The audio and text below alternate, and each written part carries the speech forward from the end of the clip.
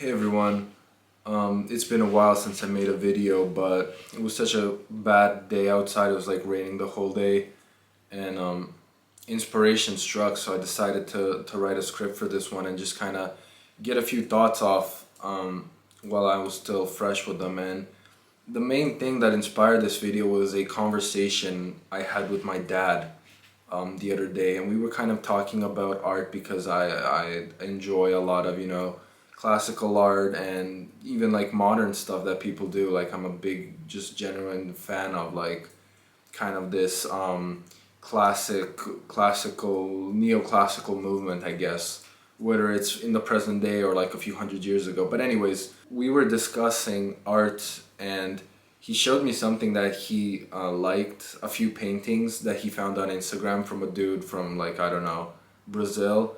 And I'm not going to shut him out because obviously I don't want to insult his craft. But let's just say that the things he found amazing were absolutely mediocre at best. Like the paintings he showed me were so lackluster in technicality that it was like I could definitely see it be like hanging on somebody's wall. But to say it's even decent art would be an overstatement. And this isn't even like me trying to be pretentious, like, oh yeah, I know what good art is. It was just genuinely like mid art, let's just put it that way. Like it was mediocre art, like art for the masses, I guess, which is the point I'm trying to make. And it started with that, but I was like kind of didn't think anything about it. And then there's also this topic that I started with my family, which is super niche. I'm a big fan of like artisan cheeses. Like I'll try any cheese. I'm a huge fan of like the French cheeses, the Italian cheeses, but like the exotic ones. Like there's a bunch of these like gooey cheeses, and then you have like the blue cheeses, and then you have the white mold brie kind of cheeses. And I also realized when I talked about my favorite cheeses, which is like super random, but I also realized like most people just don't like these weird ass cheeses. Like most people just like cheddar, mozzarella, and like basically the mass produced slop you can buy at the grocery store. And honestly, I can't really blame people either, because you have to think if something's being mass produced, there's a reason it's being mass produced because the majority of people want that thing. And I honestly couldn't even come to the conclusion why this was, because like if you look at say example for the cheese, if you look at a cheese, what's it called, like a connoisseur or something like that, if you look at what he likes in terms of taste, it's like very refined taste, very kind of exotic flavor profiles or whatever. Whereas if you look at somebody like that just buys cheese to put on top of his homemade pizza, it's a pretty basic cheese. It's like that pre-grated mozzarella or cheddar, like I said. And I just couldn't, I thought a lot about why this is. Is this a new type of thing happening, or did everybody, just have acquired taste in the past, or is this kind of a modern development that people just don't care about anything complex, whether it's art, cheese, or music, or whatever. Yeah, music's also a good example of that. Like most people, like who listens to Mozart, and it doesn't even have to be Mozart. Like most people just listen to whatever they've heard in their childhood, which is usually like some again pop, culturally important music at that time. What I wanted to say is that I was writing the script and I was thinking about why that is, and I just said, oh, we'll blame the phones. Well, why the phones? Because the phones take a lot of time from us, and in order to really acquire a taste in anything, whether it's paintings or cheese or music, you have to spend a long time studying about that thing. Like you have to go out of your way to try a different cheese. You have to get out of your comfort zone and kind of experience a lot of different things in order for you to kind of discern that one thing is better than another, which objectively kind of never is. But it's kind of your duty to see whether or not you prefer these other things. And so I just said, well, let's blame the phones, because the phones take so much time away that people don't really care about getting educated on any certain topic, which is kind of an oxymoron that in today's age people are less educated on any specific topic, um, given that we've never had more accessible general education in history. Like, it's the best time to get educated on any given subject, yet people seem to scratch the surface of 1,000 subjects but can't really tell you anything deeper in any given subject in particular. And so I wanted to blame the phones, but then I kind of circled back to the introduction of this video, which is that my dad told me the paintings he liked and the cheeses he preferred. And you know, my dad is an avid Instagram doom scroller. We kind of all are in today's age. I figure like your grandma probably has a good 3 hours on her phone, unfortunately. But many of these older generations spent the majority of their lives without a phone, without a computer. So he never really had the time to acquire a certain taste in whatever, even though he had no phones and Instagram.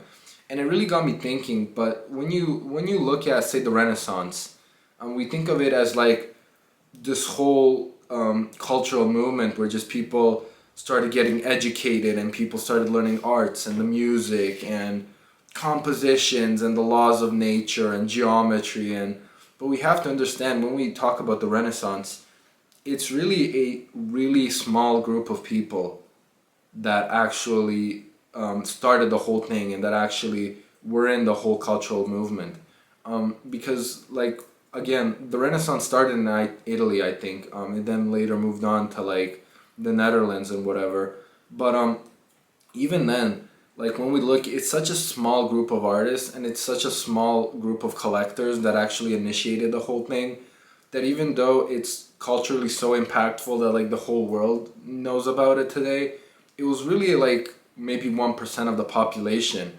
The rest was just like peasants in fields that continued doing their things. And sure, they benefited off of all these like innovations and improvements in art, but they definitely weren't like an important role. Like, the majority of people probably did nothing whilst Michelangelo was alive. Like, it's not that he like changed the lives of so many people. Like, most people just continued, you know, trading in the city or plowing their fields or doing whatever they were doing before that. This wasn't like some huge shift in the majority of people's lives. And so, as bad as it seems nowadays, where like most people just have crappy taste, which again is a pretty subjective thing on whether your taste is good or not. But like, what I'm talking about is like, if you ask somebody that actually knows about a topic, you'll find that most of the things they like are similar within people that are actually in the niche. So like many people that understand like the complexity of cheese flavors probably won't prefer a store-bought pasteurized mozzarella over the real deal, which is, I think, made from like buffalo milk or whatever. And so the majority of people will actually kind of prefer the authenticity. Or in the case of oil painting, I think you really have to understand oil painting to a certain degree to actually appreciate Peter Paul Rubens or like Michelangelo. Otherwise, you just pick what kind of looks beautiful to you, which can be like literally whatever, because taste is so subjective. But like, that's the thing with acquired taste, you kind of have to develop it over time. The other thing is, most people have taste based on what they got from others. So like, you'll hear people mention like who's the greatest sculptor of all time, and they'll say Michelangelo. First of all, most people can't even name 3 Michelangelo sculptures. The second thing is, they only say that because that's like the only person they know that was a sculptor. Like, they can't even name 2 sculptors. And the third thing is, like, Michelangelo was kind of like a pioneer in a sense, and so that's why his name is culturally significant. There are many people doing things that are, I wouldn't say as amazing, but pretty impressive in today's age. But since it was already done, it's kind of like not all that like anymore. And because so much has passed, so much time has passed, and so many people have invented so many things, it's really difficult to kind of be an innovator in today's day and age. But back to my point, a lot of people really just don't know about any given topic. You know, they go to their jobs, they come home from work. Hobbies aren't really a thing anymore because you don't really have time for hobbies, right? Like, who has time to do some random ass thing after you came from an 8-hour work shift. Like you're either going to another work shift because you can't afford to like stay at home, or you're like have to take care of your family or go to like somewhere else in like a business meeting or something. So it's really impossible to have hobbies and actually deepen your understanding of a random subject. But I also don't think, the modern connotation is that things are just getting worse and worse over time, which they are. But I wouldn't make the argument that necessarily people were much more educated on any given topic back then. Again, when we look at like the extravagant royalty of like the Victorian era, where they had like that bombastic clothing, and that was like again 1% of the aristocratic population. Like most people just wore like some regular gowns or whatever what men and women used to wear at that time. It wasn't like, and sure, again, they saw some improvement because like as the rich like developed this clothing, like people probably wanted to simulate them just like they do today with like Gucci bags and fake Louis Vuitton and stuff like that. And so my point is that when we look at like these cultural movements and what we deem acquired taste, it's actually not all that bad in today's day and age, because most people didn't know anything back then and most people don't know much now today. And it is kind of unfortunate that despite all this improvement in technology, people are working more and more, and it's a shame that we don't kind of have more free time to do these kind of virtuous things and learn virtuous things like music, like art, like sculpture, whatever.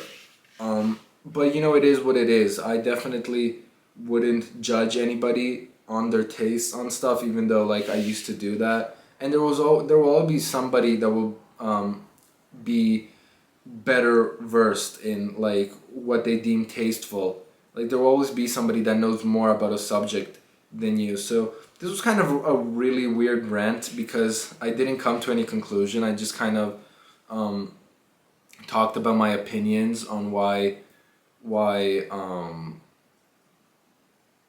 most people don't have good taste, but it's really unfortunate that there are so little people with whom you can actually like talk about a Peter Paul Rubens sketch and just like talk about the composition and the lighting and whatever. And it goes with any subject. Like there are so many people out there that are just kind of going through their lives and like couldn't give you the most basic information on any given subject. Like you don't have to know a lot about a lot of subjects. Like I'd appreciate if many people knew a lot about one subject in particular.